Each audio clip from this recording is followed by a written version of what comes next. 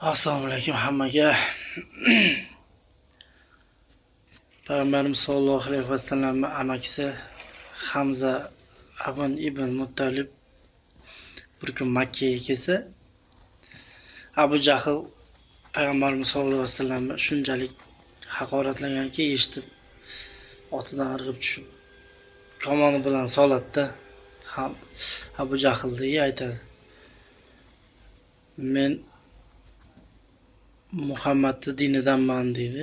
Payg'ambarimiz sollallohu alayhi vasallamning dinidanligini aytgandan keyin Badr bitvasida, jangida u shunchalik jang qiladiki, xuddi sherlardek. Uni aytadi, Allohning sheri deydi. Allohning sheri degani arab tilida Asadulloh. Uni Asadulloh deb aytishadi. Asadulloh ismini ma'nosini bilmaganlar bilib olsin. Allohning sheri degani.